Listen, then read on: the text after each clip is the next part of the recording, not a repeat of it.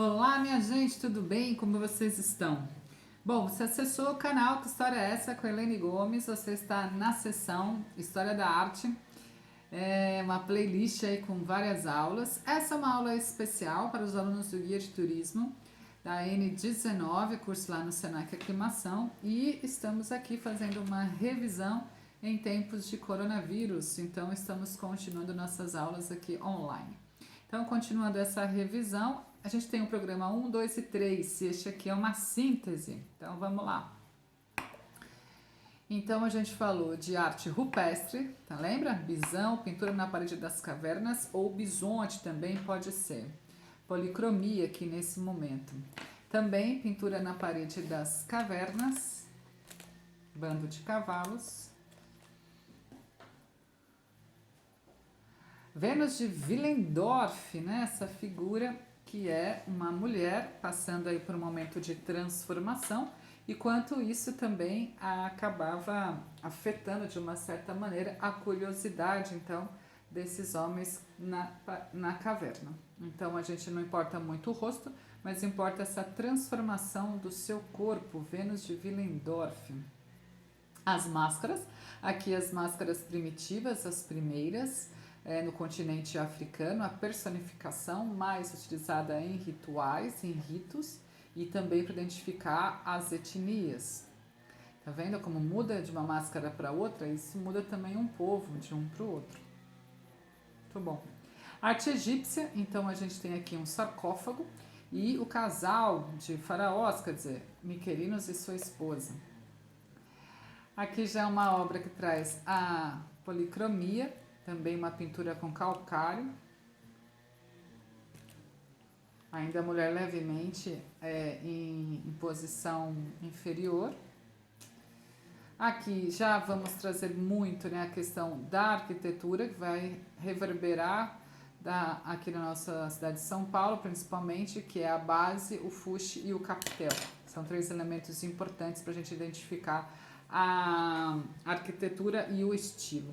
As três pirâmides, as mais famosas, então a gente tem Miquerinos, Kefren e Quéops, e as menores, obviamente, inferiores, ou filhos morreram antes, ou uma mulher, mas enfim, bastante inferiores às três principais. Aqui é uma imagem, uma foto mais atual, para estimulá-los a levar o seu grupo de turistas, não é? Quando tudo isso acabar. Bom, a gente falou também da esfinge, que é a cabeça do faraó e o corpo do felino, ou seja, a cabeça, a inteligência e a velocidade, a astúcia do felino. Arte grega, então, o ideal de beleza, a gente tem uma sinuosidade, a gente tem um estudo mais aprofundado, uma expressividade muito mais acentuada. As passagens mitológicas, né? A Grécia é caracterizada pelos seus mitos, e aqui a gente tem essa passagem mitológica de Hércules. Agora sim, a gente tem os elementos, a gente falou, capitel, base e fuste, e aqui a gente tem um frontão também caracterizando esses elementos greco-romanos que a gente encontra aqui. Um frontão no Partenon, aqui as colunas, os fustes, capitel e a base. E a grandiosidade, né? A onipresença, o glamour, a ostentação que esse estilo traz. Uma outra característica arquitetônica grega, principalmente, são as cariátides. Essas colunas que estão sustentando, mas tem o desenho, a forma, então, de uma pessoa. Aqui a gente vai remeter, né, aos teatros gregos, então, os teatros de arena, semi-arena, que a acústica é maravilhosa, né? Incrível. Viva Dioniso, Baco, deus do teatro. Aí, muito bem. As ordens dos capitéis, lembra que eu falei para vocês do Coríntio? É este aqui, ó. Viu como ele é muito mais adornado, muito mais cheio de detalhes do que o jônico e o dórico.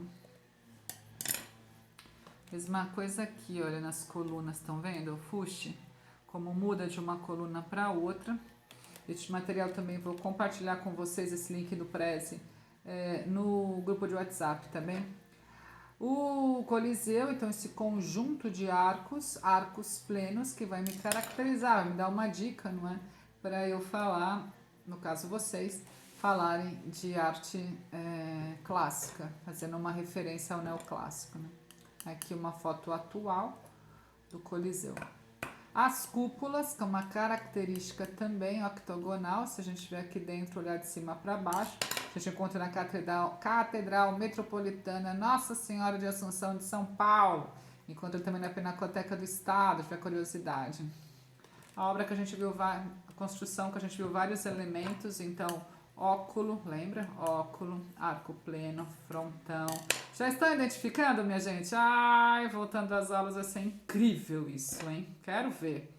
Olha aqui, Museu Paulista, conhecido como Museu Ipiranga, então já as influências que a gente tem, lembram? Frontão, janelas renascentistas, que são retangulares, exatas, conjunto de arcos plenos, tem o friso, ou seja, frontão já falei, ou seja, predominância ao neoclássico. Os grandes monumentos, então monumento, a palavra já diz, né? Monumento faz uma referência a algo esplendoroso, algo que precisa ser ressaltado, e a imponência do cavalo já diz tudo, né? Aqui as influências, a Catedral de Notre-Dame, Catedral de Chartres, são catedrais que fazem influência, que trouxeram nessa influência do neogótico, no nosso caso, mas são catedrais góticas, principalmente a nossa catedral aqui de São Paulo, que fica na Praça da Sé, sede episcopal. Lembra que eu falei para vocês, as abóbadas, que não era abobada? É esse encontro dos arcos ogivais no teto da catedral. Então, a nave central, o corredor central, por onde a noiva passa, e as naves laterais, que são as naves, os corredores que levam aos altares laterais. Lembra que eu falei das gárgulas? Na Casa das Rosas também temos gárgulas, né? Lembra que eu falei para vocês assistirem o Corcunda de Notre Dame, que é super divertido, mas também traz vários elementos arquitetônicos. É aquela ideia de espantar, realmente. Meio uma carranca também, na beira dos bares, das embarcações, né? Lembra que eu falei das colunas escultóricas? Aqui é um grande exemplo. E olha dos nichos, né? Que são esses espaços. E dentro deles, então, a gente tem discípulos, apóstolos, passagens bíblicas. Rosácea, um detalhe da rosácea, ela é toda em vitral. A nossa aqui da catedral, ela no miolo dela, né, da rosa, a gente tem o brasão da cidade de São Paulo, que é uma característica dessa regionalização. Rosácea, nome científico da rosa. Aqui a nossa. Aqui. Olha os arcos ogivais, o portal, campanário, a torre, os sinos. Olha que linda, né? Já aqui nós temos os púlpitos, onde são feitas as leituras e os anúncios. Aqui é a nossa, tá vendo? Ó? O brasão da cidade de São Paulo. Olha lá. Maravilhoso, né? Lindo trabalho. Os nossos capitéis no interior da catedral, a gente tem essa referência, como eu falei, de regionalização. Então a gente tem jabuti, jacaré, tucano, parreira de uva, folhinha do café, Renascimento. A gente já falou desta obra, Nascimento de Vênus, do Botticelli, falamos da fotografia como exatidão. Aqui trouxe a Pietà, né, que é a Nossa Senhora segurando seu filho morto, que é uma das obras mais famosas. A Mona Lisa, do Leonardo da Vinci. Falamos desta obra da Anunciação do anjo Gabriel a Maria, por onde que o nosso olho entra, né? Qual é a relação que o artista faz, o que ele quer chamar a atenção. Um fragmento do teto da Capela Sistina, Michelangelo. Um trabalho de um pintor muralista, um restaurador, que também é importante. Pintura de teto, principalmente período barroco, rococó, que é tão exagerado quanto o barroco, mas se concentrou mais dentro dos palacetes. A pintura holandesa, que é uma pintura característica por os seus detalhes, muito influente no período barroco, também no pós-renascimento. E aqui uma alusão, uma referência aos irmãos Van Eyck. Juan Vermeer, um pintor holandês. Filme A Moça com Brinco de Pérola, espero que todos tenham assistido. Cenas deste filme que são as obras do Vermeer. Aqui aula de anatomia, temos Caravaggio e Rembrandt como os principais também. Essa ideia cênica, né, que o barroco traz. Ali o sacrifício de Abraão, aqui as meninas. Aqui o exagero do barroco dentro de uma igreja, dentro de um palacete. Também aqui a gente vê a coluna, o capitel, o fuste, mais a lá barroco. Então vocês vejam aí com o frontão todo orgânico, né? É muita organicidade neste período. O Mosteiro de São Bento, que a gente também viu, né, essa característica de construção. Lembrando que a gente tem ordens diferentes, então tem a ordem franciscana, a ordem beneditina e a ordem jesuítica dentro da igreja, né?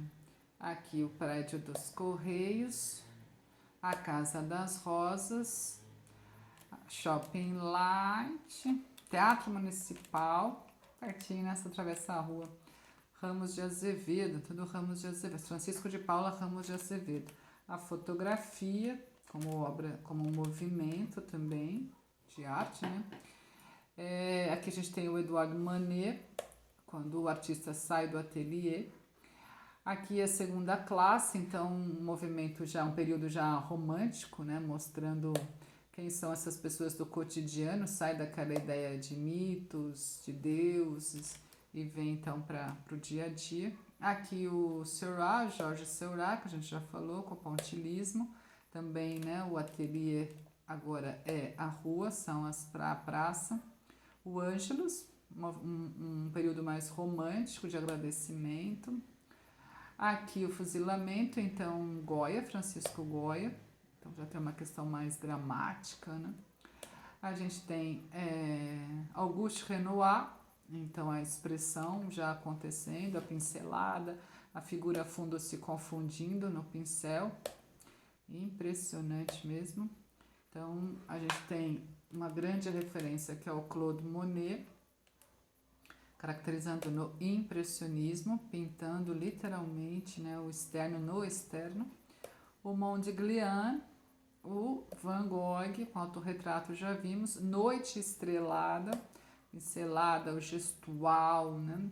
A cor sendo encontrada na própria tela, não na paleta. O quarto, o Edvard Munch, o expressionismo como biografia real, né, de tantas dores. O Marcel Duchamp, com banquinho roda de bicicleta. Ele leva também para as exposições o mictório, e aí entra essa ideia que a gente falou bastante de conceito, né? Então, o mictório no banheiro é um mictório, né? Agora, um mictório num salão de arte já é outra coisa. O que eu estou discutindo a partir desse objeto? Força, patriarcado, o que eu jogo fora, e assim a gente pode trazer diversas leituras. Pablo Picasso, com as Senhoras d'Avignon, la Damoiselle d'Avignon, que é essa viagem à África, principalmente, encontrando essas técnicas de pigmentação, de cores e texturas, e trazendo para a obra inacabada. Aqui, Guernica, que uma obra encomendada, que traz os terrores de uma guerra, de uma revolução. Mulher Chorando, que traz essa biografia também um pouco, né, do Picasso. Filme Os Amores de Picasso, também bacana. No abstracionismo a gente tem o Wassily Kandinsky, que vai trazer essas composições, o Alexander Calder com os móveis, o Henri Matisse com o fauvismo, a dança, maravilhoso, né? A gente tem Toulouse-Lautrec com os cartazes, os cabarés, Mondrian, concretismo, geometricidade, verticalidade, Juan Miró anunciando o surrealismo junto com Salvador Dalí. A persistência da memória, a última ceia, e o Andy Warhol trazendo para a gente esse conceito de massificação. O que estamos reproduzindo a todo tempo, do que estamos nos alimentando na massa, na massificação. Os cartazes HQs com a pop art.